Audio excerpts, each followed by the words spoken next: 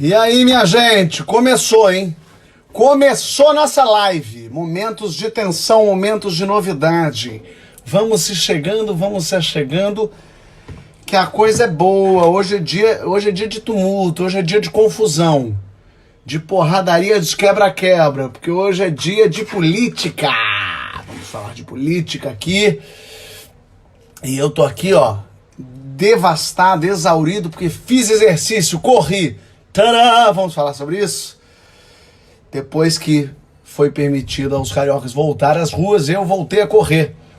E aí vazou um vídeo meu correndo sem máscara. Qual a lição que aprendi disso? Ande sempre com duas máscaras, uma no rosto e uma no bolso. Eu corro de máscara, mas a máscara cai. Minha máscara caiu, eu tava sem máscara e não tinha reposição, não parei no meio da minha corrida, segui correndo e o moço me filmou. Aí ele ainda falou, tá, ficar bravo. Não, eu fiquei feliz da vida. Ainda bem que a sociedade nos cobra, ainda bem que as pessoas estão atentas a isso. Precisamos sempre usar máscara, mas eu já aprendi. Hoje eu fui com duas máscaras, por acaso não caiu, eu mantive uma no bolso bonitinha, fico com uma no rosto e uma no bolso. Pra se cair, eu saco a outra máscara, boto na carota e saio correndo. Inclusive tenho tirado fotos, as pessoas reconhecem de máscara, achei isso muito louco. As pessoas com máscara reconhecem. Tirei fotos de máscara e afins. Enfim, tudo para dizer que estava correndo até o Dr. Bactéria me dar um esporro. Parei de correr e fiquei em casa fazendo exercício. Quando tudo foi liberado, voltei a correr. Essa semana agora eu voltei a correr, semana passada e essa semana, com a mascarinha no rosto. Mas quando a máscara cai, eu não vou pegar a máscara do chão e botar na boca. Eu já tinha até contado no Papo de Segunda uma história da moça que me deu um esporro da janela. Eu tava sem máscara na rua e ela falou, cadê a máscara? Eu falei, caiu. Ela, bota a máscara. Eu falei, vai cair. Ela, bota a máscara. Eu falei, tá certo, senhora. A senhora tá certa. Então as pessoas estão certas. Não pode correr sem máscara, não pode andar sem máscara. E para evitar qualquer coisa, se por acaso a sua máscara cai, rasga, arrebenta o negócio. A minha, a que arrebentou, tava ainda me cutucando a orelha. Ande com outra no bolso. Foi o que eu fiz. Então, lição aprendida, minha gente. E aí voltei a correr. Meus 17... O pessoal falou, mas você perdeu 17 quilos, é tudo uma grande mentira. Não, eu corri. Em janeiro, fevereiro eu tava correndo. Março eu ainda tava correndo. Fazendo exercício. E abril também, ainda continuo. Fazia em casa e corria. E aí comecei a ficar só em casa, fazendo só em casa. E quando voltou a abrir, eu voltei a correr. E tô correndo, hoje corri. Fui correr 7km no caso. Bem, foi bem. Gostei, suei. Tirei os comentários agora para as pessoas não ficarem nervosas, mas eu já vou emendar, porque o que acontece? Dia de live política, eu converso com o político. E hoje eu vou conversar com o Boulos. Essa é uma semana esquerdopata. Conversei com o Alexandre Padilha na segunda-feira. Ontem, no meio da confusão, menina, eu combinei com o Lulu Santos ontem. Tá lá no Twitter que a gente combinou. Só que ele falou assim, vai ser um ótimo esquenta pra minha live dia 12, porque dia 12 tem live do Lulu Santos, dia dos namorados. E eu, por algum motivo louco, marquei na minha cabeça, Lulu Santos dia 12. Falei, inclusive, com a Nathalie, produtora disso aqui. Falei, Nathalie, sexta-feira Lulu confirmado. Estou divulgando Lulu há 2 semanas que eu falo, sexta-feira vai ser Lulu e Projota, Lulu e Projota. Estou ontem conversando com a Letícia Colin, Lulu Santos aparece aqui, oi eu. Falei, Lulu, é sexta-feira, Lulu, ele não é hoje, olha aqui. Mandou mensagem, menina, gelei. Falei, decepcionei Lulu Santos. Mandei mensagem desesperada, Lulu, pelo amor de Deus, me perdoe. Ele falou, não, tudo bem, fica pra próxima. Que é pior, a pessoa quando não briga dá mais tristeza. Aí eu mandei uma mega mensagem pedindo meu desculpa pro Lulu, pra confusão da minha cabeça. E Lulu já confirmou, semana que vem, tá só agora acertando a data certinha, pra eu não confundir mais nada. Então semana que vem vai ter Lulu Santos. Glória, Pai. Então pronto. Confusões já reorganizadas e justificadas para vocês. O que mais? Tem mais confusão? Tem mais bate-boca? Muito bem. Então continuem saindo de casa com as máscaras, continuem correndo com máscara e levem 2, leva uma no bolso, que se ela arrebenta você tem a reserva, não corre risco. Foi o que eu corri. Ah, e tem informação nova. Fiz o teste de Covid, menina. Fiz o de sangue. Qual foi? Foi esse bracinho aqui? Foi que tá meio dolorido. Fiz de sangue e fiz o do cutuco. O do cutuco é curioso. que te entra no nariz, mas não é narina, não. Entra aqui, ó, naquele meio do caminho aqui, e dá um cutuco nos dois narizes. Vai com um, vai no outro, e ainda vai na garganta e dá uma bisuntada. Fiz, deu negativo pra tudo. Eu fiquei na dúvida, até quero perguntar pra algum médico depois, porque por um segundo eu torci pra já ter dado. Sabe assim? Pra eu ter sido assintomático, passado pra mim bonitinho, não ter feito nada. Mas deu tudo negativo. Aí me deu quase uma decepção, mas tudo bem. Tô negativo nos dois. Enfim, tô aqui aos pingos, mas o Boulos não vai se importar. Assim foi, acho que com o Alckmin, entendeu? Eu fiz com ele assim também. Deixa eu ver se o Boulos já tá por aqui. Ah, Edu Colese tá aqui, fez uma exposição virtual muito legal ontem. Minha mãe tá aqui, Rafael Logan tá por aqui. Boulos já está aqui. A Leilane tá aqui também, que bom ver você. Minha avó tá aqui, Paulinho Matias, Júlia Rezende, e quanta gente boa. Boulos, vou te chamar pra dentro. Não se incomoda com a minha postura aqui suada, não se incomoda com isso aqui. Ainda bem que a gente tá distante, que daí tu não vai receber esses fluidos corporais da corrida. Tudo bem, Boulos? Tudo bom, Porchat? Como é que você tá, meu caro? Boa noite. Boa noite, boa noite. Deixa eu botar o fone aqui para não ficar o som esquisito. Peraí, deixa eu botar bonitinho aqui. Agora sim. Você está no Rio ou está em São Paulo? Estou em São Paulo, Porchat. Eu moro aqui em São Paulo. Mora em São Paulo, tá aí confinadinho em casa? Confinadinho, assim, a maior parte do tempo, com a minha companheira, com as minhas duas filhas. Saí no último domingo para ir para uma manifestação. Tenho saído, vez ou outra, para uma campanha de solidariedade que os movimentos sociais, o movimento sem teto tem feito para distribuição de alimento, de cesta básica para a população de rua, mas a maior parte do tempo ficado e trabalhado em casa. Eu tenho ficado em casa também, tenho ido ao mercado farmácia, tenho saído para correr, tomei meu esporro porque saí para correr e a minha Eu ouvi, eu tava te ouvindo já. Tá vendo? E achei ótimo. Eu acho tão bom isso quando a população fica atenta, fica de olho, sabe? Para saber, opa, que é isso? Fica falando para usar máscara e tá sem máscara. Tá certo, é isso mesmo, não pode ser, né, incoerente. Mas fiquei com o receio de ir na manifestação no domingo por conta de aglomeração. Até vi o vídeo do Emicida falando, muita gente falando, não, tem que ir mesmo. Você chegou a ponderar se valia ou não ir na manifestação, amor? Eu ponderei, Porchat. Eu acho assim, ninguém queria estar em manifestação nesse momento, convocar manifestação. Acho que o que a gente queria era que pudesse estar todo mundo se cuidando em casa, se preservando do vírus. Mas eu acho que o Bolsonaro foi criando uma situação meio insustentável no país, né? Que a gente viu nos domingos anteriores, o domingo virou o fascismo day, né? Aquela coisa, porra, agressão de enfermeira, agressão de jornalista, AI-5, fechar congresso. Isso foi sufocando, foi criando um ambiente, e eu acho que teve uma reação legítima, começou com um torcedor organizado, e aí cresceu, e eu fui com convicção, não só por entender a necessidade disso nesse momento, mas porque na manifestação, pelo menos aqui em São Paulo, eu acompanhei o Brasil todo, mas aqui teve um baita cuidado com a questão sanitária. Tinha uma brigada, tinha uma brigada da saúde da Frente Povo Sem Medo, que estava lá com 100 profissionais voluntários, médicos, enfermeiros, distribuindo álcool gel, orientando o distanciamento, as cooperativas de costureiras aqui da periferia do movimento fizeram 4.000 máscaras e distribuíram lá na manifestação. Toda hora tinha um aviso no carro de som, distanciamento, 1,5 metro. O pessoal marcou com giz no chão a separação lá na praça onde foi a manifestação aqui. Eu acho que teve um cuidado legal para fazer a manifestação, que é importante nesse momento, mas sem ser um vetor de propagar o vírus, né? Por essas razões eu resolvi ir.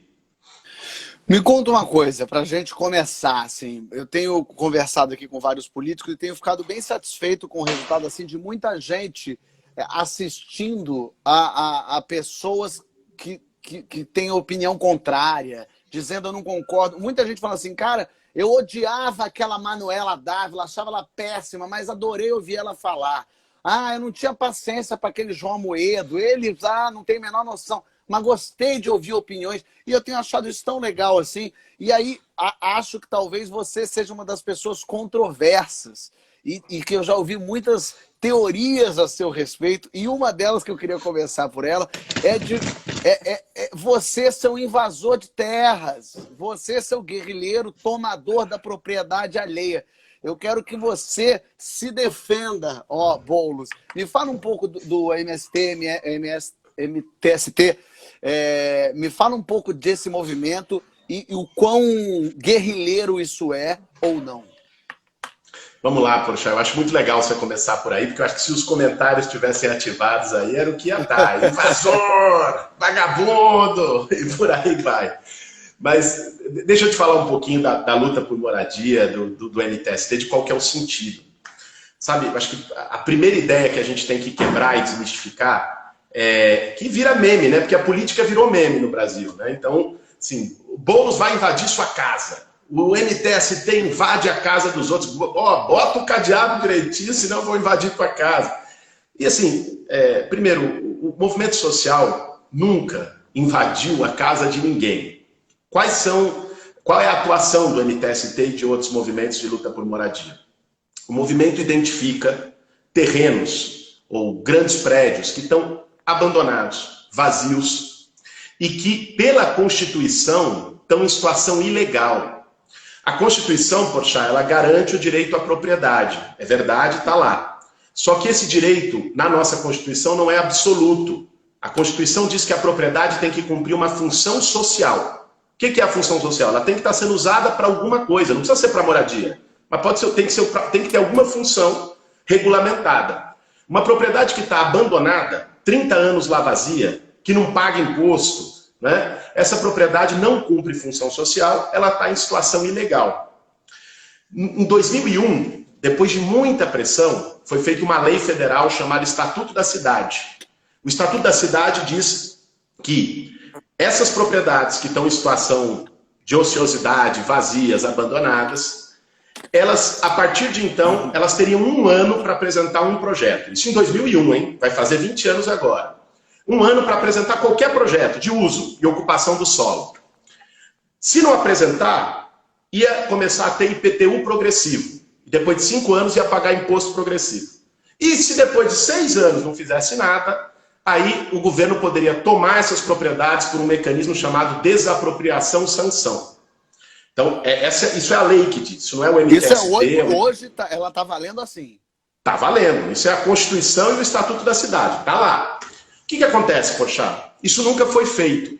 No Brasil tem a história da lei que pega e da lei que não pega.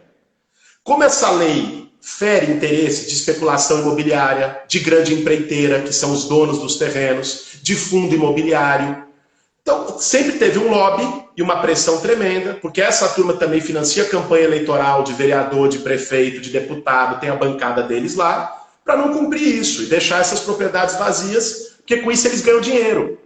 Qual que é a lógica da especulação imobiliária? É deixar o terreno vazio lá, esperar que tenha uma melhoria na região, o terreno valoriza e aí eles vendem. Essa é a lógica. Só que enquanto isso, cara, você tem hoje 7.800.000 famílias sem casa no Brasil, famílias. Isso dá 30 milhões de pessoas que sofrem diretamente, sem casa. Isso é um dado do IBGE. O que é esse dado? Não é que todos moram na rua. Mas são famílias que, por exemplo, moram em coabitação. Alguém que mora de favor na casa de alguém, no cômodo do fundo.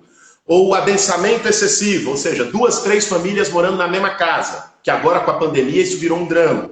Né? Ônus excessivo com aluguel. O que é isso? O aluguel consome 70% da renda do cara. O cara ganhou um salário mínimo, R$1.000, e paga 700 no aluguel. Esse é considerado déficit habitacional pelo IBGE. Nós temos 7.800.000 famílias nessa situação, o que dá mais de 30 milhões de pessoas. E ao mesmo tempo, ó loucura, nós temos 7.900.000 imóveis abandonados, sem nenhuma função, largados. Alguns devem mais imposto do que o valor do próprio imóvel. Ou seja, não vai pagar nunca, logicamente. Não vai pagar. Então, assim, e a lei permite que o governo desapropriasse aquilo, só que o governo não faz. O que o movimento social faz? Ocupa esses terrenos que estão abandonados, que não é a casa de ninguém, para pressionar o poder público a cumprir a lei e garantir moradia para as pessoas. E Nós só temos mais esses casas que também já passou dos 6 anos lá, que também já está inadimplente, que também não pagou. É isso Claro, que você está dizendo. isso, os que estão em situação ilegal, os que estão abandonados, a maioria deles estão abandonados há 30 anos, 40 anos, ocupados pelo movimento. Né? Então o movimento faz essa ocupação para pressionar o poder público a cumprir a lei. Cara, isso é legítimo. Ah, mas o movimento está fazendo o que o Estado deveria fazer. Porra, sim, esse é o papel do movimento social. Se não fosse as diretas já na rua, nunca ia ter tido democracia no Brasil. Se não fosse o movimento operário dos trabalhadores, nunca ia ter tido férias, 13º. O papel do movimento social é pressionar o Estado a fazer aquilo que ele não faz de bom grado. Mas eu não posso faz fazer, isso. fazendo uma comparação torta, tá? Eu não posso dizer, poxa, minha rua tá super insegura, tá cheia de assalto. Então eu também vou juntar um pessoal para ficar na rua com um cacetete tomando conta e batendo em ladrão. Porque já que o Estado não faz, vou fazer eu. É diferente, né, Porchat? Eu acho que é uma comparação bem diferente, porque aqui nós estamos falando, cara, nós estamos falando de gente que todo final do mês tem que escolher entre pagar aluguel e botar comida na mesa. Nós estamos falando de que não é de uma escolha. Ninguém quer ocupar uma terra, cara. Ninguém quer ficar debaixo de um barraco de lona, com chão de terra batida, tendo que trazer água no balde, porque acha isso legal, porque acha isso bonito. As pessoas fazem isso por falta de alternativa, porque foram despejadas, porque não conseguem mais pagar aluguel, porque estão numa área de risco, porque moravam de favor na casa de alguém e sofrem humilhação todo dia. As ocupações acontecem não por uma decisão das pessoas, de falar, vamos aí, vamos para cima do Estado. Não, as ocupações acontecem porque as pessoas não têm outra alternativa. O movimento social organiza essas pessoas. É isso que o MTST faz. Total. Não, agora, eu queria também... até pontuar uma coisa nisso, quer dizer, que tem uma ideia também de que quem ocupa é o vagabundo, é o cara que não quer trabalhar. Né? Eu trabalhei, comprei meu lote, comprei minha casa, financiei minha casa em 30 anos, por que esse cara não pode trabalhar também?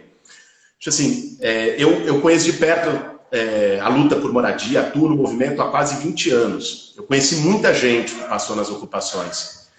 E posso te dizer que 90% delas trabalham e trabalham duro, cara. Teve um caso de um senhor para quem a gente conseguiu entregar a chave agora ano passado em Santo André, de um conjunto feito pela MTST, que quando eu dei a chave na mão dele, ele veio falar comigo e falou, ô Guilherme, eu trabalho, tenho 71 anos, trabalho desde os 14, e essa é a primeira casa que eu tenho na vida. Depois fui conversar com o cara trabalhou ele veio do Nordeste, veio da Bahia, trabalhou na roça lá, trabalhou de reciclagem na cidade, trabalhou de metalúrgico na região do ABC, de tudo quanto é coisa. Só que assim, para a maioria das pessoas no Brasil, ter trabalho não quer dizer ter condição de morar dignamente. Não. É um trabalho informal, um trabalho precário, um trabalho sem direito. E as pessoas... viver para trabalhar e trabalhar para viver, né? É isso. Essa é a realidade de boa parte do povo brasileiro. Nós temos 40 milhões de pessoas na informalidade, velho. Todo dia catando latinha, trabalhando no Uber, trabalhando no Rappi, 12 horas numa bicicleta, sem nenhum direito, às vezes para pagar o aluguel da bicicleta do Itaú, né? Sim, essa é a realidade de muita gente. A gente achar que o cara ter um trabalho significa que ele vai poder ter uma casa digna, viver bem, viver dignamente, é não conhecer a realidade do Brasil. Totalmente. E esse movimento MTST é um movimento organizado. Não é um movimento de faça sua lei, peguem armas e partam para cima de propriedades das pessoas. É um movimento onde, ao contrário, há uma organização e há a lei, né? Não. Se você for numa ocupação, cara, aliás, passando a pandemia aí, passando a pandemia, vamos marcar um dia. Vai ser, acho que é uma experiência legal. O Gregório teve uma vez, conheceu lá. Você quebra um estigma que é construído de fora. A ocupação é um espaço extremamente organizado, é um espaço com vida comunitária. Você tem, por exemplo, cozinhas coletivas. Agora, as cozinhas coletivas das ocupações do MTST estão servindo alimento na pandemia para toda a comunidade, não só para as ocupações. Eu fui aqui no Rio em Bom Sucesso, eu fui entregar marmita para pessoas em situação vulnerável e fui em uma ocupação ali em Bom Sucesso, um prédio, e fiquei muito surpreso mesmo por isso, pela organização. Acho que a gente tem aquela ideia de que são pessoas vivendo no escuro. Não, não, não. Eram pessoas. Estavam lá, vestidas, que saem para trabalhar de manhã. Lógico, exato. Trabalho, que volta para casa. E é engraçado como na minha cabeça, vou me usar, para não falar, para não abranger. Na minha cabeça eram pessoas, sei lá, eram mendigos vivendo aglomerados num canto. Quando eu vi, não, não. São famílias organizadas que têm suas roupas, que têm suas coisas, que não tinham onde morar. E agora tem onde morar. É isso, é exatamente isso, cara. Isso, assim, você tem várias iniciativas de mutirão de limpeza, de mutirão de saúde, de segurança, inclusive, da ocupação garantida pelas próprias pessoas, a cozinha coletiva que eu falei. Você tem um espaço comunitário dentro das ocupações, com solidariedade, com essa reconstrução de muito que se perdeu, né, cara? Você olha nas cidades hoje, as pessoas estão cada um sozinho no meio da multidão.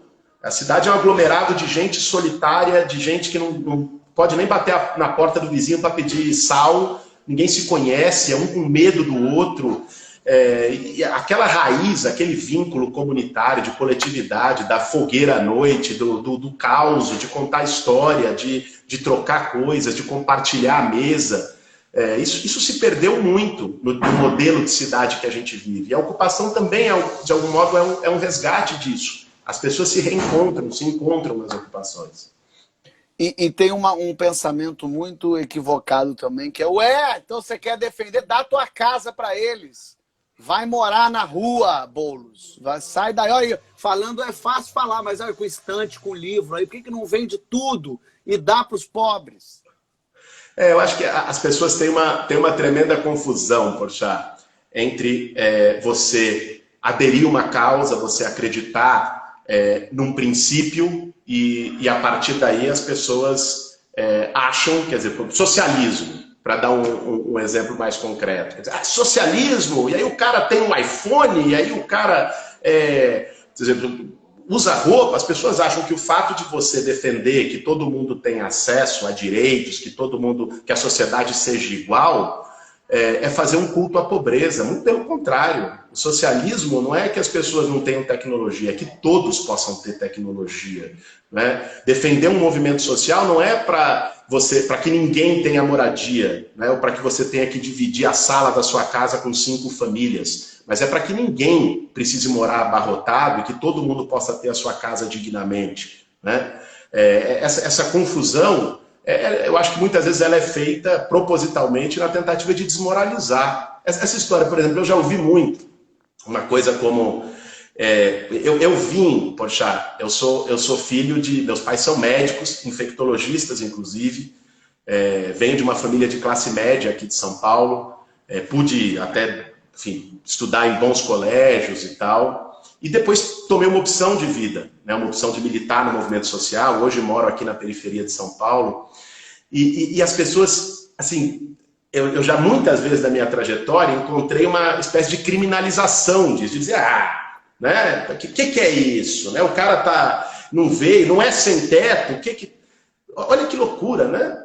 No momento em que você aderir a uma causa, ninguém precisa passar fome para poder lutar para que as pessoas comam, né? Para poder lutar contra a fome. Ninguém precisa não ter casa para poder se sensibilizar com a situação do sem-teto.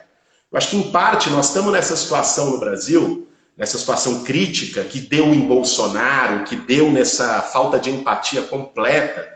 Eu acho que, em parte, nós estamos isso porque as pessoas perderam a capacidade de ver o outro, de se colocar no lugar do outro, ver um cara jogado na rua, ver um morador de rua, e é parte da paisagem, quase passa por cima. Né? Não consegue se sensibilizar, não consegue se colocar no lugar, não consegue se indignar com aquilo. As pessoas foram naturalizando o absurdo e a solidariedade, quando ela acontece, ela é olhada de viés, né? Parece quase uma coisa meio criminosa, tem alguma coisa por trás nisso aí. É incrível a crise ética que a gente... alguma coisa, né? Tá usando, tal. Por aí vai. É um sintoma da crise ética que a gente vive no Brasil, né? A crise ética realmente é uma ótima observação, assim, já se falou muito, eu lembro na época de escola, que houve um ano em que eu estudei ética, sei lá se era ética a matéria, mas tinha alguma coisa assim, e como é importante que a gente debata assuntos, converse, eu sinto um pouco falta disso, Na minha infância, adolescência, eu sempre lembro muito que religião, futebol e política não se discute. E eu brinco dizendo que é só o que a gente discute hoje em dia, né? Virou isso e tal.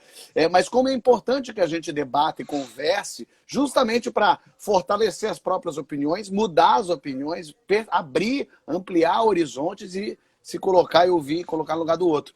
Agora, além de arruaceiro, invasor e comunista, você nem petista mas virou petista, pô. Tu é petista agora. História, Pois tá é, falando né, cara? com Lula. Olha a loucura que virou essa sociedade, né? Eu nunca fui filiado ao PT, nunca participei de nenhum governo do PT. Aliás, eu acho isso muito curioso. Assim, as pessoas às vezes me associaram ao PT ou ao Lula, seja pela trajetória no movimento social, por militar no movimento sem teto, seja porque eu me solidarizei com o Lula no processo da prisão dele, que eu acho que foi uma prisão política, acho que foi uma prisão injusta. Agora, eu acho curioso que, quer dizer, eu vi muita gente que estava lá com o Lula na hora do governo, né, para governar junto, e não fala, e na época não falava um monte de coisa que fala hoje, e que depois, na hora que a coisa apertou, saiu, né? Eu não estava lá na hora do governo, mas eu acho que naquele momento, né, em que eu vi uma coisa ruim acontecendo, cara, ali estava uma coisa sendo desenhada, sabe? Que aconteceu depois, né? Que foi o Sérgio Moro virar ministro do Bolsonaro, quer dizer, ter ajudado a eleger o cara como juiz, depois vira ministro.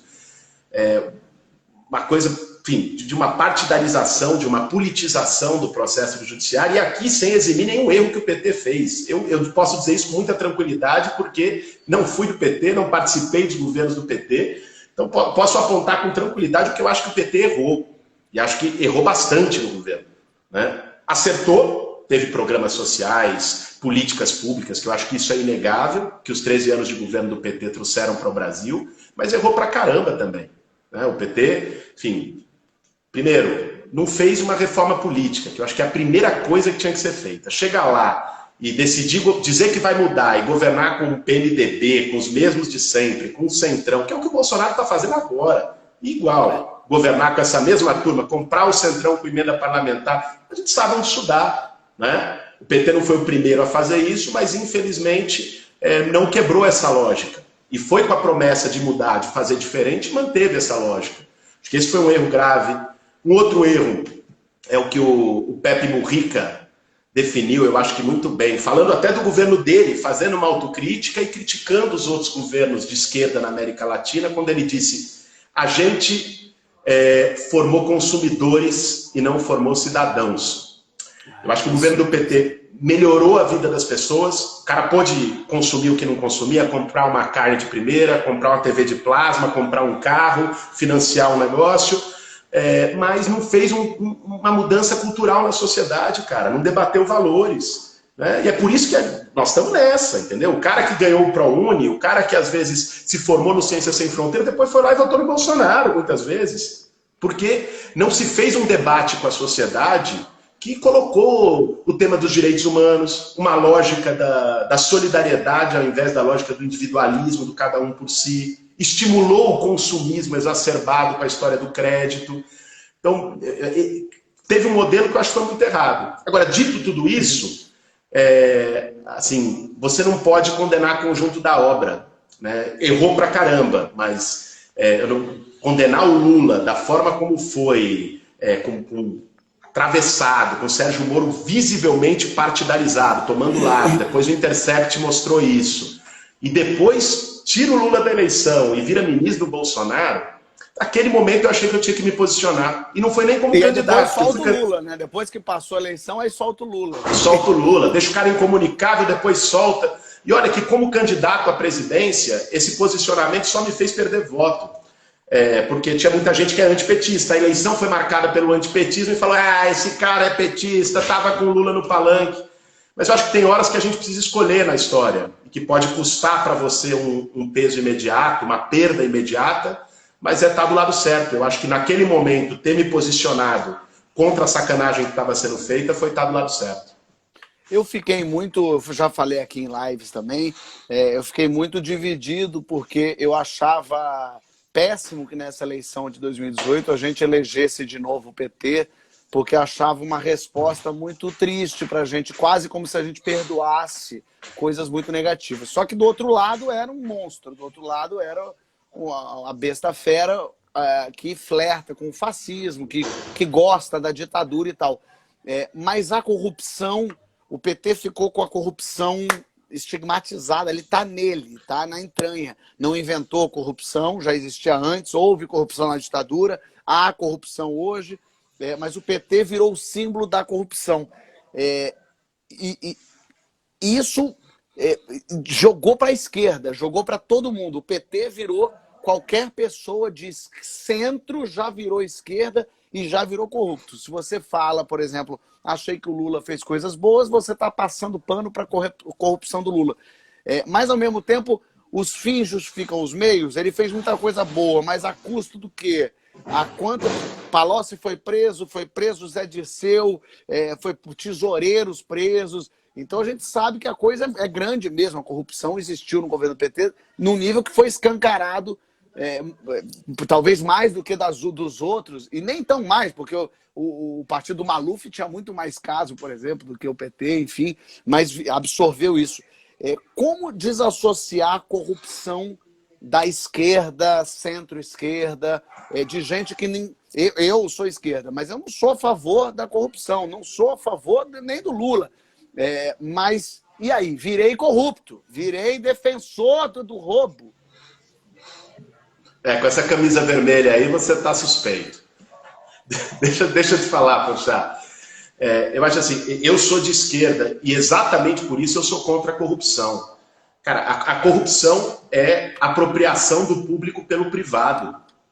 A corrupção é você pegar algo que deveria servir à sociedade e tomar para si, né? E tem várias formas de corrupção. Tem aquelas que foram denunciadas, mas tem outras formas que são consentidas, né? Por exemplo, a chamada porta giratória.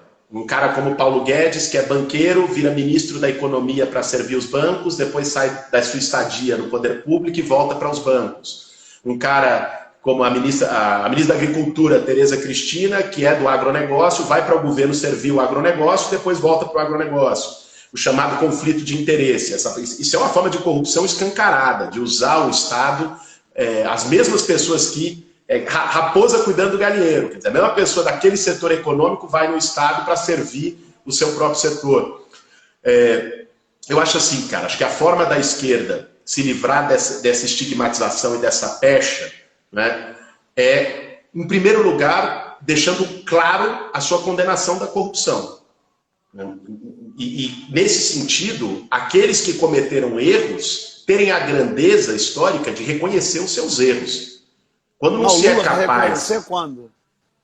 Essa é uma questão que você tem que perguntar para ele, não para mim. Mas, assim, tem razão. Eu acho que quando você não é capaz de reconhecer os erros do passado, você perde a capacidade de formular projeto para o futuro. Assim, eu acho que é preciso ter esse reconhecimento de equívocos, de erros que foram cometidos pela esquerda, e acho que isso ajuda a desatrelar. E ter um projeto renovador de esquerda no Brasil. A esquerda dizer que veio renovar o seu projeto, apresentar uma proposta de futuro.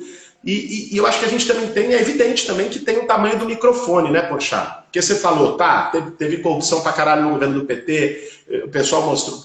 Eu não estou entre aqueles que acham que teve mais corrupção no governo do PT do que em outros governos. O problema é que em outros governos você tinha o Procurador-Geral da República alinhado, você tinha a PF, como agora o Bolsonaro fez de forma escandalosa, totalmente alinhada, você tinha a mídia frequentemente alinhada, né? Em algum momento isso no governo do PT se quebrou e você teve também um monte de gente falando a mesma coisa. Né?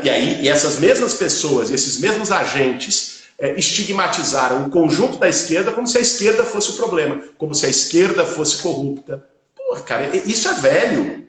Isso é velho. Começou lá com Carlos Lacerda, no governo Getúlio Vargas, inventando a história do mar de lama e usando isso para dar golpe.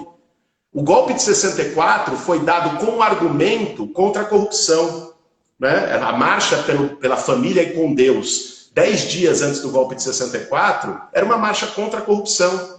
Os primeiros parlamentares caçados pela ditadura em 64 não foram caçados por crime político, foram caçados supostamente por corrupção. Todos eram de esquerda e nenhum tinha um caso de corrupção comprovado.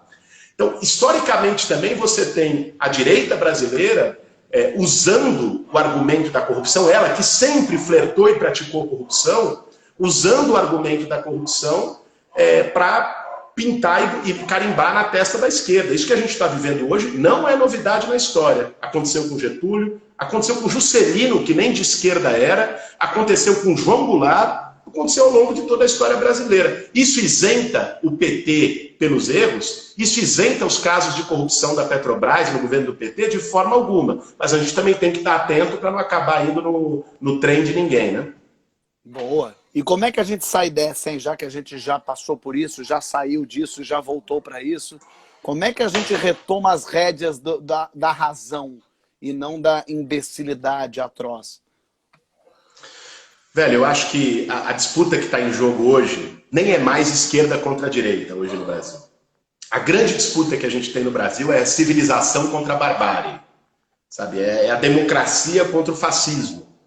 E tem uma linha divisória muito clara, não cabe muro hoje no Brasil, tem uma linha divisória. Quem está, de algum modo, conivente com o que o Bolsonaro está fazendo, o cara defende tortura, torturador, né? Defende fechar as instituições, trata jornalista igual lixo todo dia, diz que o cara forma milícia para fazer luta política. Nós estamos num outro nível, não é assim, duas posições, eu respeito a tua posição, você respeita a minha, não. É outra coisa. O que a gente está vivendo no Brasil hoje é outra coisa.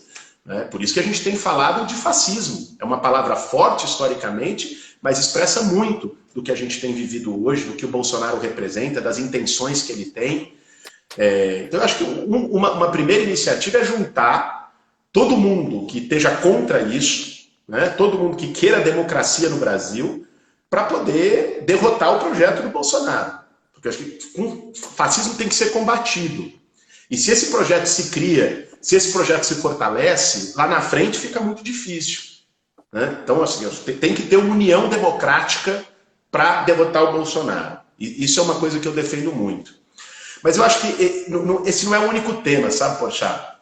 Nós estamos numa situação econômica brutal. Né? Nós estamos numa pandemia, então é claro, agora a crise de saúde pública, quase 40 mil mortos, o país não tem estratégia para enfrentar a pandemia, a gente não tem ministro da saúde.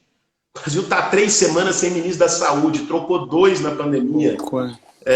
A gente, não tem. O que a China fez? A China ou a Coreia do Sul, se alguém achar que a China é ideológica, é comunista e tal. A China teve menos mortes que o estado do Rio de Janeiro e que o estado de São Paulo, sendo a maior população do mundo. Como é que a China fez para enfrentar o coronavírus? Né? Monitoramento epidemiológico. Você vai lá ver onde está o foco do contágio. Então, identificou o foco do contágio, faz testagem em massa naquela região. Testa todo mundo. Deu positivo, faz isolamento radical com quem deu positivo. Né?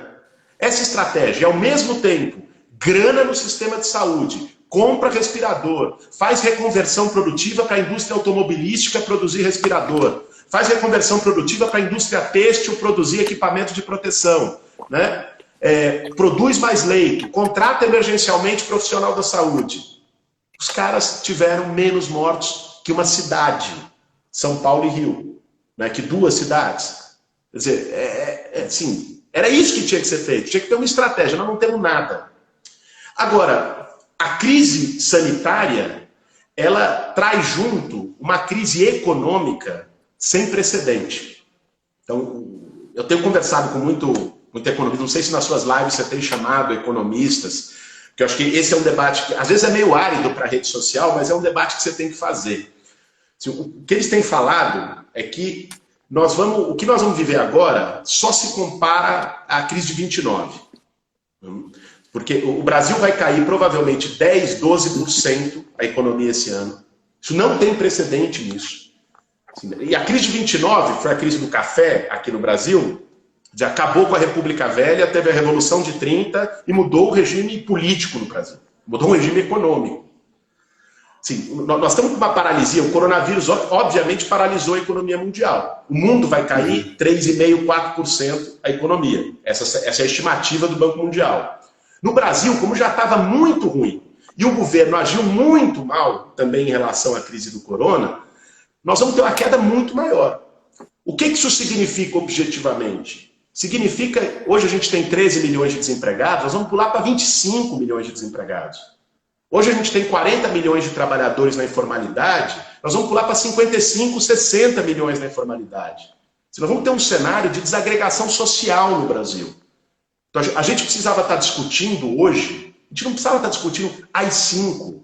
A gente tinha que estar discutindo hoje, é uma loucura. Ou o que está acontecendo, ou o que está à nossa volta, ou a tragédia se abatendo no país, 40 mil vidas ceifadas, uma crise econômica batendo a porta sem precedente, fome, desemprego, e a gente tendo que discutir fascismo, AI-5, fecha Congresso, né? O negócio do enxofre. Pelo amor de Deus! É coisa de doido. Né? O Brasil tinha que estar discutindo medida sanitária, medida econômica. Porra, o que o mundo todo está fazendo. Se o Bolsonaro ele joga uma ideia, essa foi a sacada narrativa dele na crise, de jogar a economia contra a vida. Então dizer, ó, vocês estão querendo fazer quarentena, a esquerda, os comunistas, os governadores, todo mundo virou comunista. O Dória virou comunista. O Witzel virar comunista. Olha, pô, se o Karl Marx visse isso, teria se matado na hora. Agora, você vê um negócio desse, assim, ele fala isso, mas isso ressoa, porque isso joga com o desespero das pessoas mais pobres, que de fato não podem ficar em quarentena, cara. Alguém que tem que sair de dia para comprar um jantar, não tem o luxo e o privilégio que eu, que sou professor, você que é artista, humorista, temo de poder ficar em quarentena 3, 4 meses. Então, e aí ele joga com isso. Ou você fica em casa e morre de fome, ou você vai para a rua e morre de coronavírus.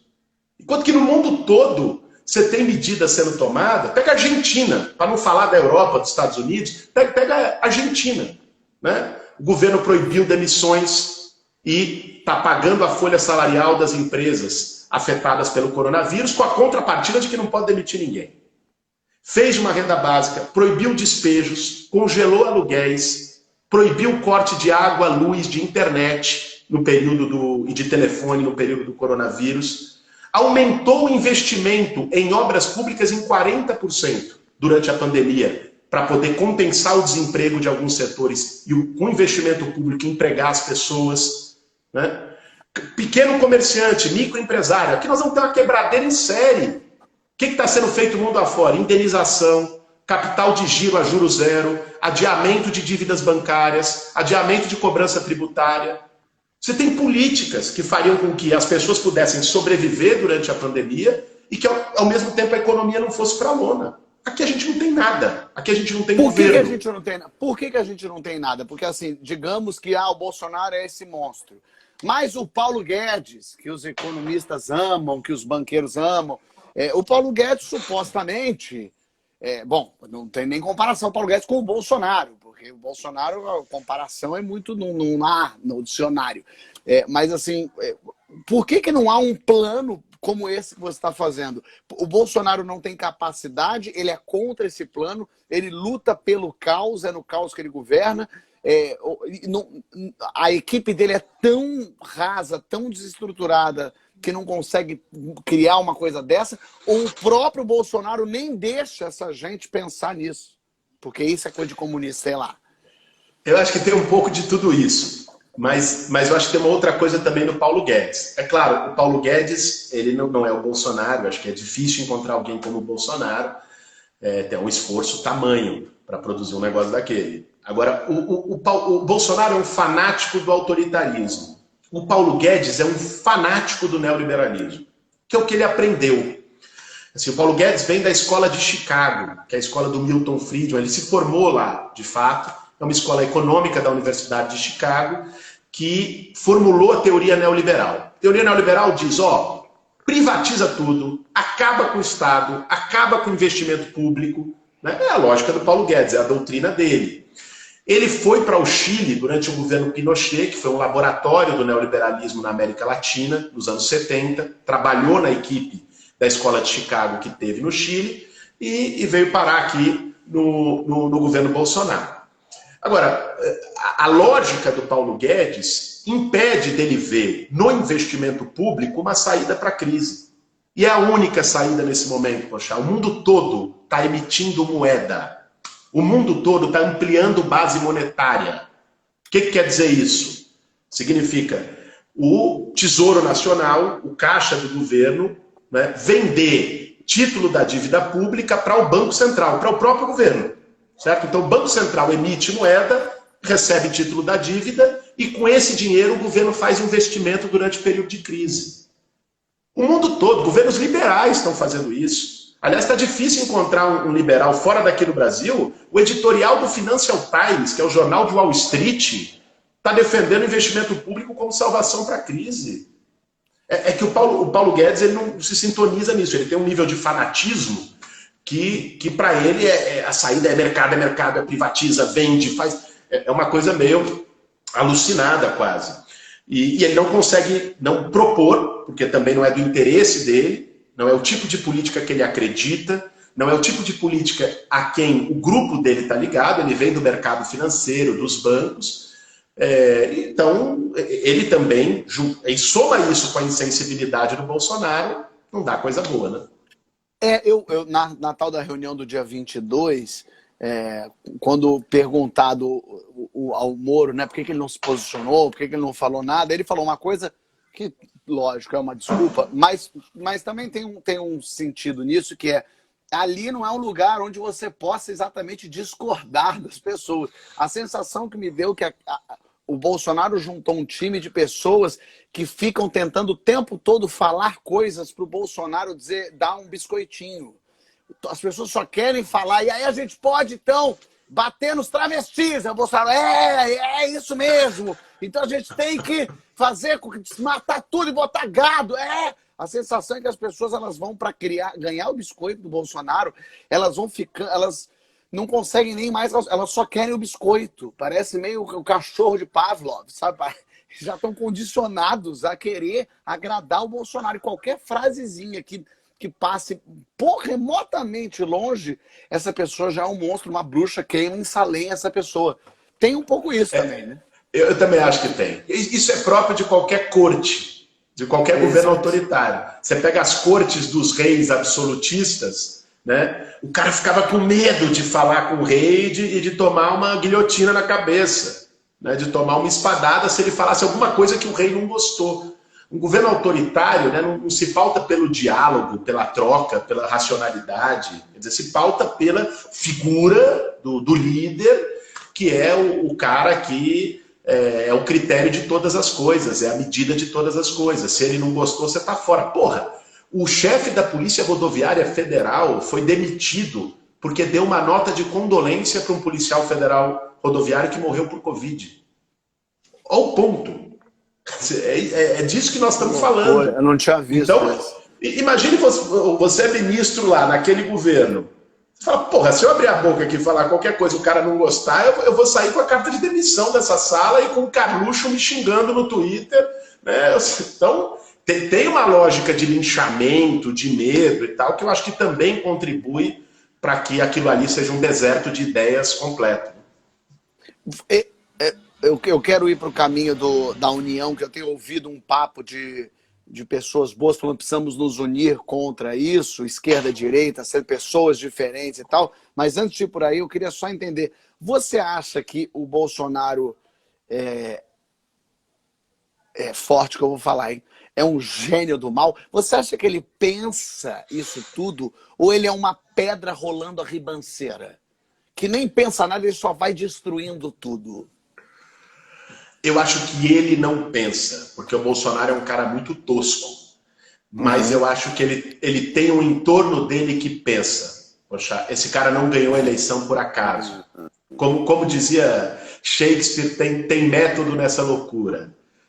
Eu acho que assim, tem ali o que parece ser uma doideira, que o cara fala, um rompante.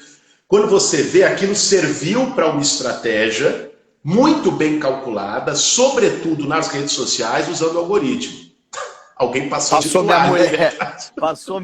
Todo mundo te viu. Cara, e ela tá ainda pelada. Passou. Lógico que deu pra ver, totalmente. Até o Boulos viu. Peço perdão, Boulos. Não, tranquilo. Não, acho que o pessoal gostou. Deu uma aumentada aqui na live, deu uma subida legal. Mas fala, o método da loucura. Não, então, eu acho o seguinte, se a gente pegar, como é que esse cara se elegeu? E aí eu acho que é uma tecnologia, essa estratégia, poxa, vem de fora, vem de fora. Eu li esses dias um livro, velho, que pra mim ajudou a juntar muitas coisas. Se puder, não sei se você já leu, eu digo para todo mundo que está assistindo a gente, chama Os Engenheiros do Caos.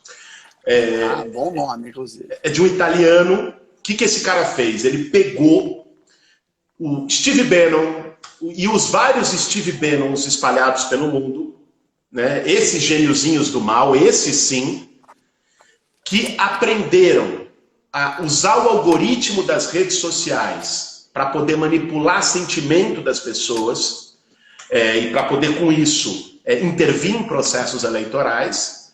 E ele mostrou ali, desnudada, a estratégia desses caras. E foi isso que foi feito aqui, é assim que o Bolsonaro atua e governa. O Bolsonaro, ele atua, a governabilidade dele, o que ele quer? O que eu acho que existe na cabeça do Bolsonaro? Que ele pensa 24 horas por dia. Ele quer acabar com o Congresso, acabar com o Supremo, acabar com a esquerda, matar os comunistas. É isso que ele quer. Eu acho que a única ideia criativa que o Bolsonaro consegue ter é essa. Né? Assim, que é uma ideia profundamente autoritária. O que essa estratégia deu para ele para ganhar a eleição? Deu um lugar de antissistema, de colocar ele como o cara que está contra tudo isso que está aí. Essa estratégia funcionou para cacete na eleição. Né? E muita gente que votou no Bolsonaro não era fascista, não votou porque achou que estava promovendo uma mudança real e profunda. Estava mudando um sistema corrupto da velha política. Muita gente acreditou nisso. E foi uma narrativa convincente que foi produzida por eles, por essa turma. Que foi o mesmo tipo de narrativa produzido no Brexit, foi o mesmo tipo de narrativa produzido para o Trump, foi o mesmo tipo de narrativa produzido para o Salvini na Itália, por Orbán na Hungria. É algo incomum dessa onda de extrema-direita. Né? E ele governa ainda como candidato. Então ele governa como... Ele quer ser o presidente antissistema. Se deu certo ser o candidato antissistema, então, como ele não faz nada de produtivo para o país, ele fica como... Sim, então ele precisa botar a culpa em alguém, né?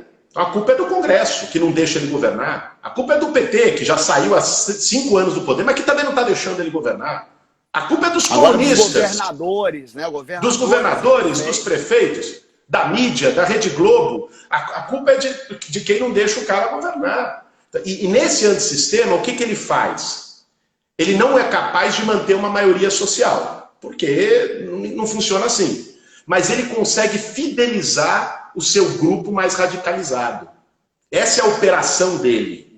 A operação dele é manter 15, 20% da sociedade brasileira coesionada, disposta a ir com ele até debaixo d'água.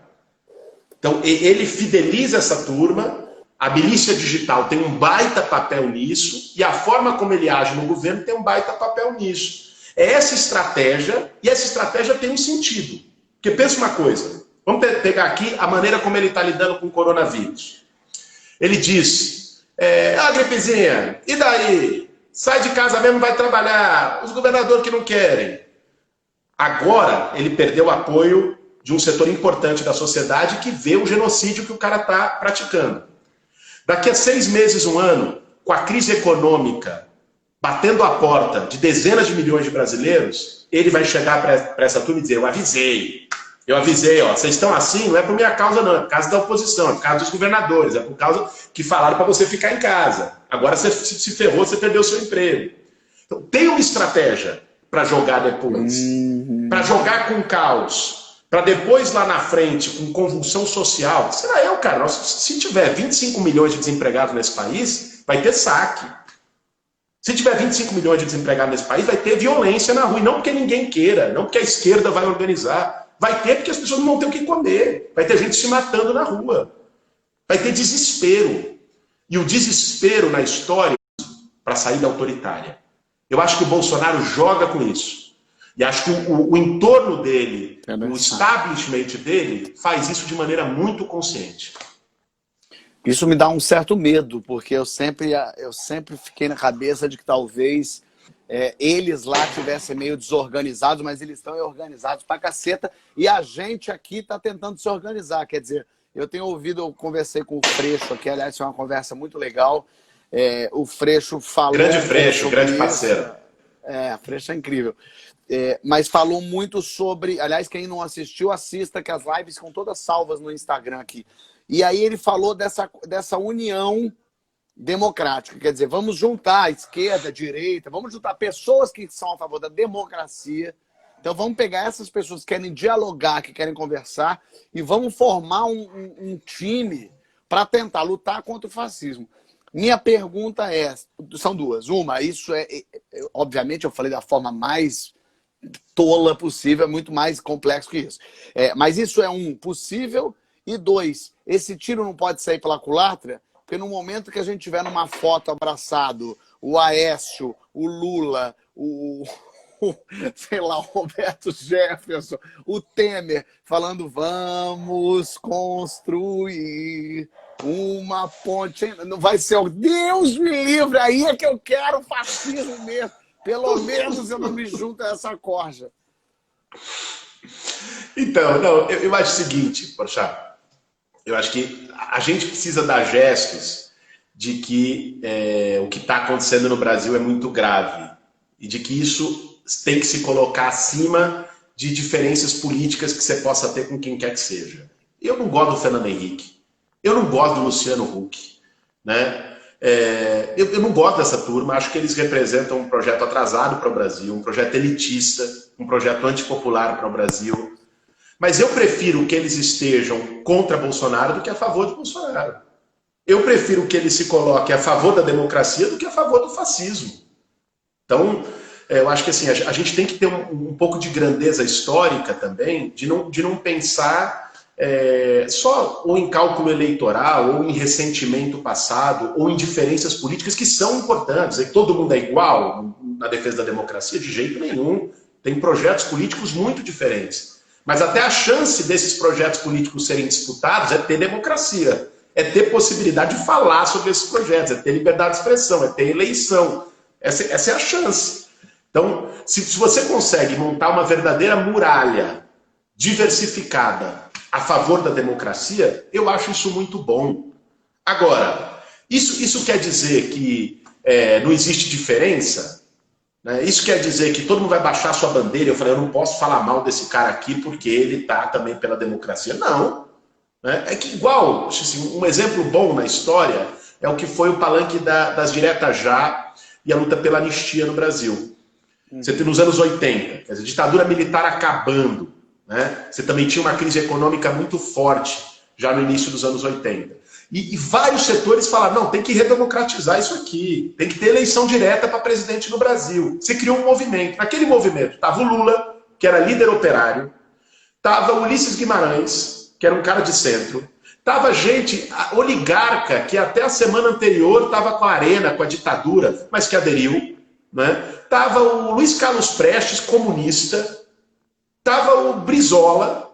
Você criou uma baita diversidade. E todo mundo tinha diferença ali, né? Isso não impediu o Lula de continuar defendendo os operários, o Brizola de defender um projeto nacional e os oligarcas de continuarem defendendo os seus engenhos. Não impediu nada disso. Mas naquele momento, isso possibilitou um campo amplo que ajudou a ter uma transição democrática no Brasil. Isso é ruim? Não acho. Agora, eu não vou estar num palanque como esse também, deixando de colocar as diferenças que eu tenho com esses outros setores. Né? O fato de estar... Mas será que... Junto... Diga. Não, desculpa. Porque, na verdade, o que eu estou pensando é que a ditadura estava instaurada, as coisas já não estavam indo bem, as pessoas já estavam cansadas daquilo. Me parece que agora está invertido. As pessoas ainda não estão cansadas do Bolsonaro. As pessoas estão cansadas dos Aécio, dos Lula, dos Temer, desses anos todos de corrupção. Isso parece que cansa mais as pessoas do que esse fascismo. Eu vou colocar entre aspas aqui para usar como exemplo, que assim, não é um fascismo, a gente está vendo a democracia. Esse fascismo do Bolsonaro não é fascista. Quando ele quer fazer uma coisa, o STF vai lá e não deixa. O Congresso vai lá e tira. Então a gente, peraí, está exagerando. Não tem fascismo nenhum. Tem democracia e a gente está vivendo nela ainda. Sabe o que eu acho, poxa? Talvez há um ano atrás fosse assim. Agora não é mais assim. Se você olhar qualquer pesquisa de opinião no Brasil, a enorme maioria do povo brasileiro rechaça o Bolsonaro e quer mudança. Assim, você já tem um cansaço e um medo, né, uma preocupação geral na sociedade brasileira contra o Bolsonaro. Né? Claro, você tem um sentimento antipetista ainda forte? Tem, mas isso não impedia o Lula de estar liderando todas as pesquisas até ser preso em 2018. E você tinha um sentimento antipetista, mas o Lula estava na frente. Né? Assim, você tem uma rejeição a outras forças políticas que já governaram o país? Com certeza tem, e com razão. Né? Agora, o que o Bolsonaro está fazendo é muito mais presente, eu acho, do que essa memória. O Bolsonaro está conseguindo criar um antibolsonarismo forte no Brasil. E fez isso com muita rapidez. Né? A ficha das pessoas não demorou tanto a cair. Tanto é que as pesquisas mostram ele com 30%, caindo algumas abaixo de 30%. Né? Não tem mais aquela divisão meio a meio da sociedade brasileira. Você tem 2/3 e 1/3 da sociedade brasileira. Né? E se a crise econômica se agrava, é difícil você conseguir a vida inteira ficar botando a culpa nos outros. Cara. O cara é presidente, ele tem a caneta na mão. Assim, quando o cara estiver desempregado, ele vai ficar ouvindo o papo, a culpa é do Supremo, a culpa é do Congresso, ele vai querer emprego. E se o governo não der emprego para ele também vai estar puto com o governo. Então, eu acho que tem um limite. O discurso do Bolsonaro não cola para sempre. Sei. Faz sentido. O meu medo por exemplo, eu conversei aqui com o Mandetta. Não que o Mandetta seja exatamente um termômetro, tá? Mas eu perguntei para ele, você votaria de novo no Bolsonaro? Ele, o Mandetta, foi escorraçado do governo, viu o Bolsonaro de frente, viu que o maluco querendo a cloroquina. E ele falou, dependendo quem é o outro lado, votaria no Bolsonaro de novo. Então, esse sentimento, eu acho que a população já entendeu que esse Bolsonaro é doido mesmo. Mas ainda o sentimento antipetista está maior que a maluquice do Bolsonaro. Eu ainda acho, assim, olhando fora da minha bolha, assim, que as pessoas ainda falam, mas não é o PT, mas não é o PT. Isso ainda existe. Cara, assim, eu acho que tem um antipetismo, isso é real, isso não tem como negar. Nacional. Agora o Mandetta, pelo amor de Deus, ele disse isso para você, não aprendeu nada, hein? Tristeza, velho. Mas é um discurso de muita gente. Esse eleitor do Bolsonaro, eu fico muito na dúvida, assim, o quanto tem gente que não quer dar o braço a torcer porque investiu muito psicologicamente, investiu muito em brigas com amigos, com família, defendendo o Bolsonaro. Aí quando você dá conta do que é o Bolsonaro, fala, caraca, será que eu vou ter que assumir para as pessoas que eu errei? Eu fico muito na dúvida, quantas dessas pessoas arrependidas estão quietinhas e não, mas tentando defender? Porque o Bolsonaro é indefensável, com a razão, não tem como defender o Bolsonaro, assim, mas ainda eu acho inacreditável. Tudo bem, outro dia alguém falou, acho que foi até o Alckmin aqui, que falou, Fábio, não pensa em 30%, pensa que ele teve 57% votando nele na eleição e agora ele tem 30% que apoia, caiu. Tudo bem, achei uma visão, fiquei feliz até, falei, realmente ia pensar nisso. Mas ao mesmo tempo, 30% da população brasileira falar que o governo Bolsonaro é ótimo ou bom, onde estão, que Brasil é esse que as pessoas estão vendo? Não, é muita coisa, mas também vamos tentar dissecar, entender o que é esse 30%. Poxa, uma parte, eu acho que é aquele caldo atrasado que vem da Casa Grande, que sempre existiu no Brasil e que o Bolsonaro deu uma oportunidade de sair do armário. Sabe, cara, o Brasil é o país das transições incompletas, né?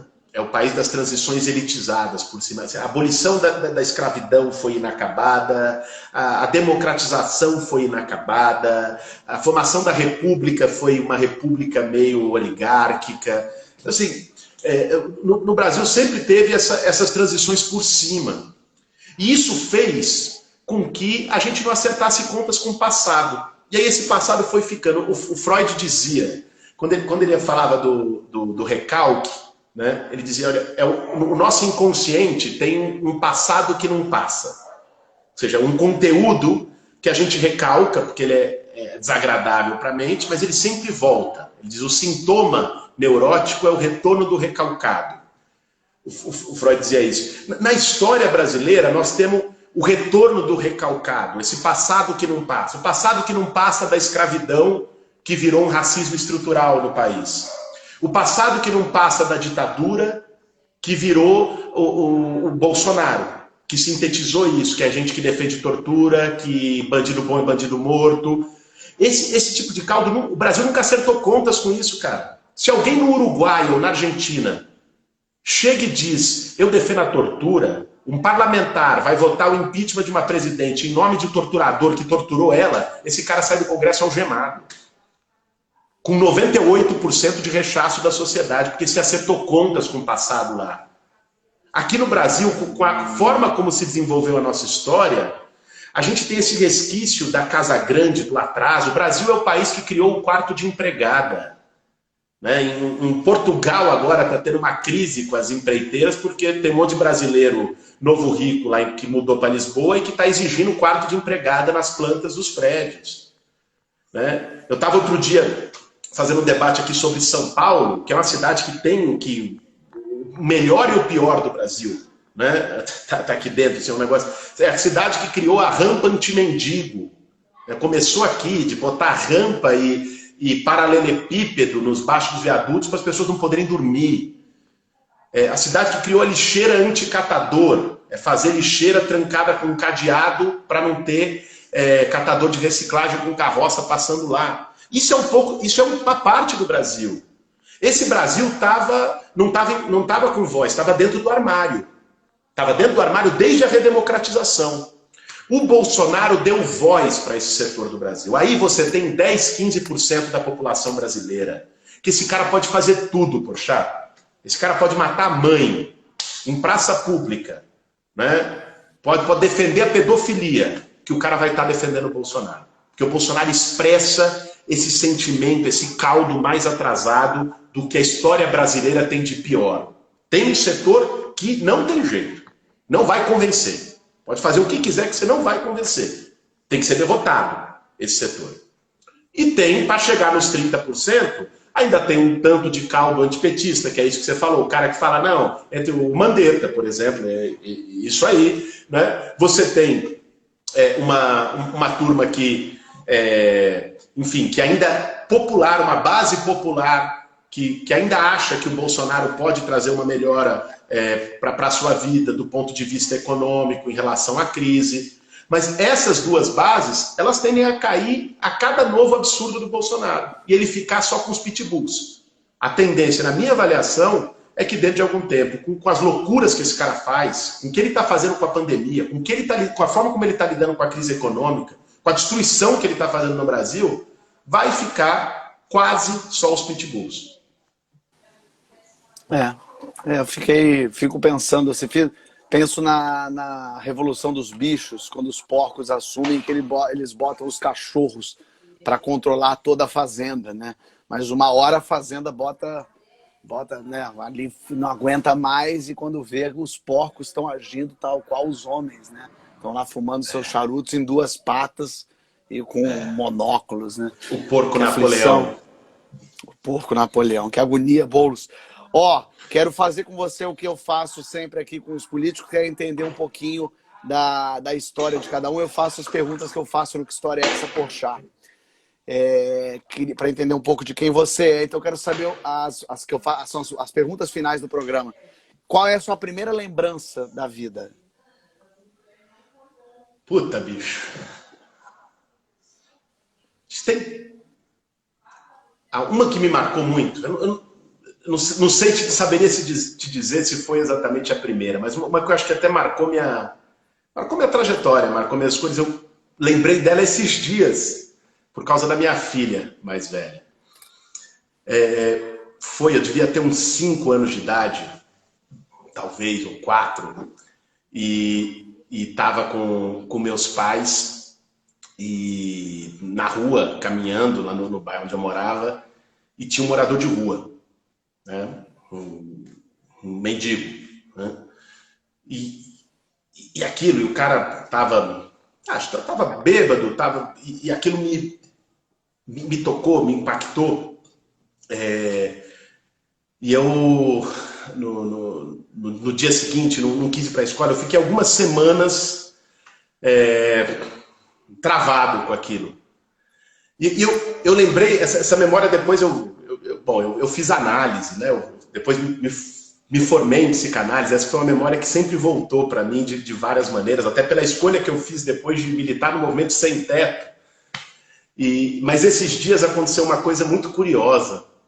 Eu estava agora, faz 2 semanas, fui com a minha filha para a padaria durante a pandemia. E tinha também um morador de rua no caminho. Minha filha notou, perguntou, a gente conversou sobre isso, e ela chegou em casa, se fechou no quarto dela chorando.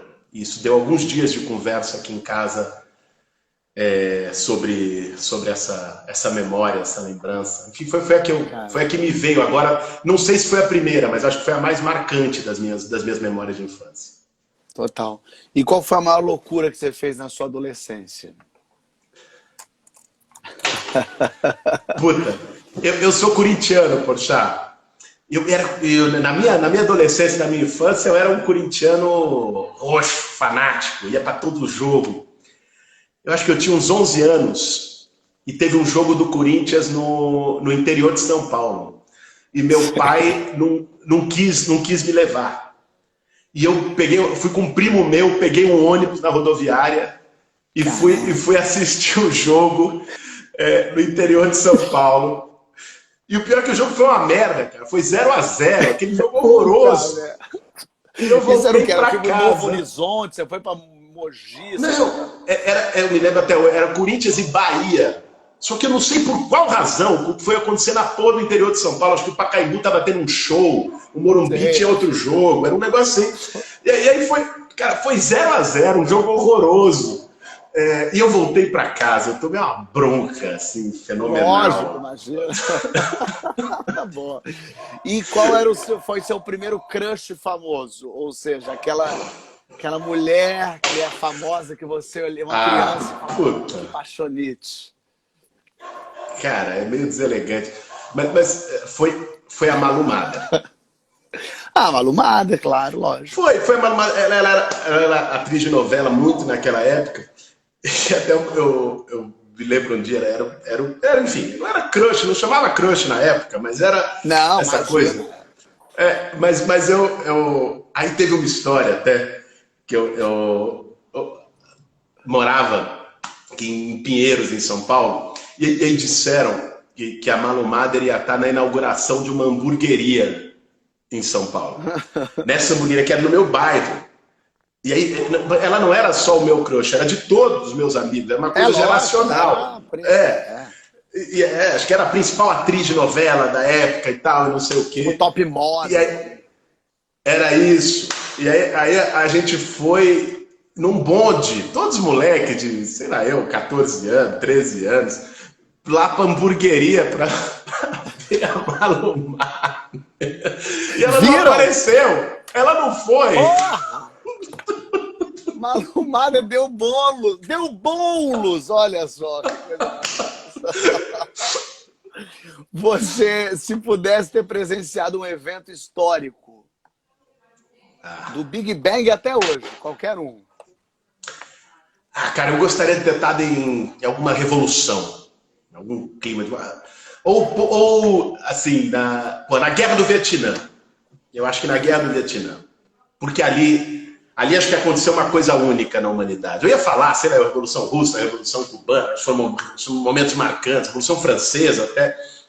Mas eu acho que a Guerra do Vietnã foi uma coisa incrível, né? Que foi, quer dizer, um país pequeno, asiático, que só produzia arroz, ganhar da maior potência do mundo moralmente. Fala, porra, isso é possível.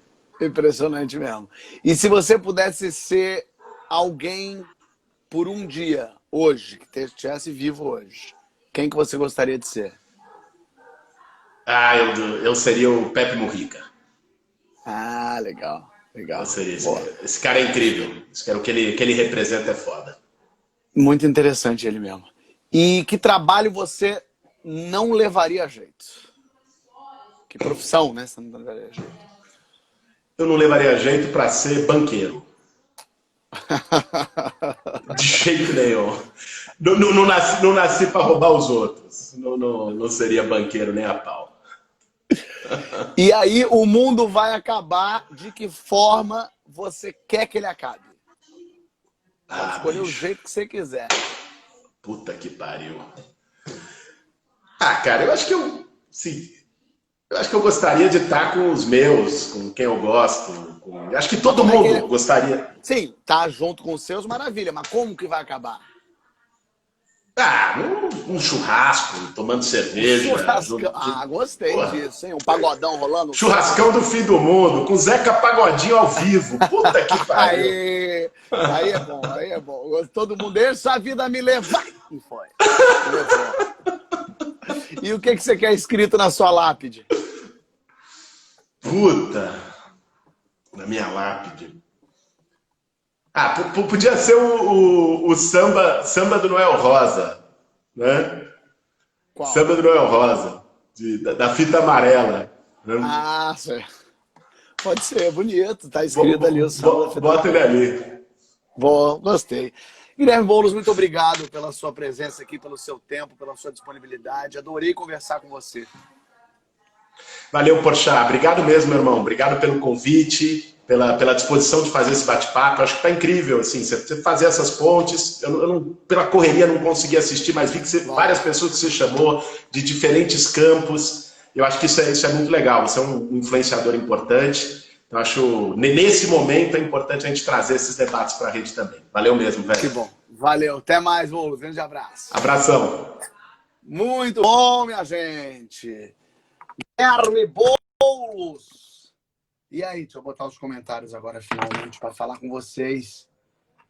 Gostaram? Sentiram o quê? Teve coisa boa? O que vocês têm para dizer? Falamos bem, né? Achei que bons assuntos abordados, boas coisas. Boulos é bastante, não só inteligente, mas bastante articulado. Um cara bastante com o pé no chão, né? Noção do Brasil, da realidade. Isso é interessante. Acho que tem coisa no discurso dele assim. Alguém aqui que era contra Paula Miller, que bom que está aqui. Alguém aqui super contra Maquiavel. Também é bom fazer isso. Edu Colese está aqui. Como foi a exposição, Edu? Eu não consegui acompanhar. Mas já vou atrás. Você vai me mandar as suas fotos, eu quero dar uma olhada. Rafael Cortez passou aqui. Que bom. Obrigado, Cortez. Um beijo para você. Ó, aqui o pessoal falando, ó. Douglas falando, adorei, mas estou morrendo de medo do caminho que estamos indo. É verdade mesmo.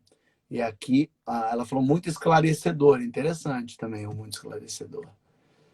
Deixa eu botar aqui. Eu queria subir. Todos os comentários estão baixinhos aqui para mim. Olá de Portugal. O